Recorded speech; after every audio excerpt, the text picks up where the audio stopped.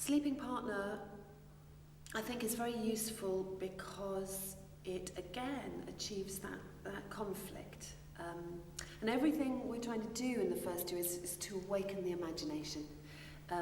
Not dredge up emotion, not relive bad things or good things that have happened to us, but to start to awaken imagination and to start to put yourself in the situation, but within an imaginative context. And the sleeping partner puts the obstacle in your own imagination. The obstacle is there, but the obstacle is sleeping, so the obstacle's not going to say anything unless they're woken up.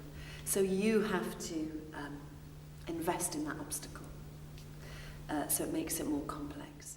You see how it affects the body, you see how it affects the breath, you see how it absorbs somebody, so the conflict becomes really physically manifest. So again, you have that complete pull and that unpredictability. I'm very keen on not knowing the outcome, so I don't know whether they're going to go or whether they're going to get back in bed with the person. And I think that is very important to encourage that freedom to experience things and not know how they will settle. And even when you get to text, to encourage that even though the script is there, that the audience can't know for sure. There has to be an alternative route. There has to be the possibility when you watch people on stage that they might do something else.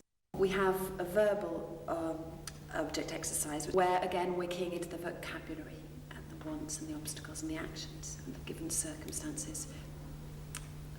But the obstacle is in the other person. So A wants something from B, B's the obstacle. But it is, It's though. not what he said. But it is, though. Why? Because I'm leaving in like 2 weeks.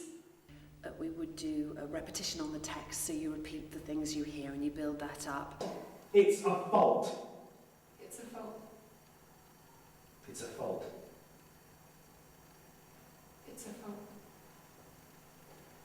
Then what we do is we set up a series of free association monologues where people aren't allowed to pause or think. What I ask people to do is to take, there are two things.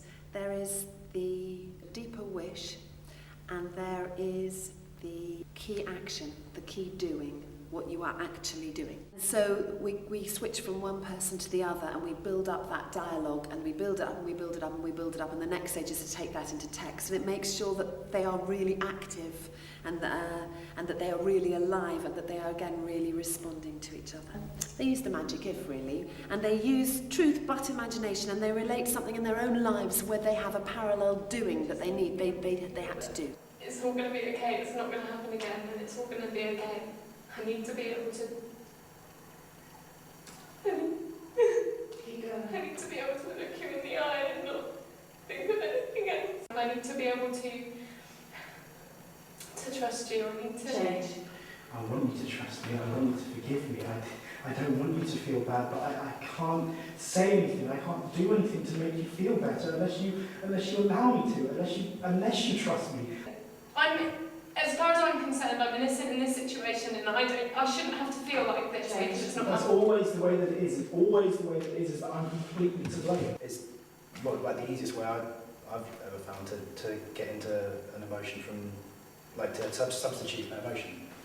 And that was nice because it felt like there was stuff inside to work off the after scene, and you know.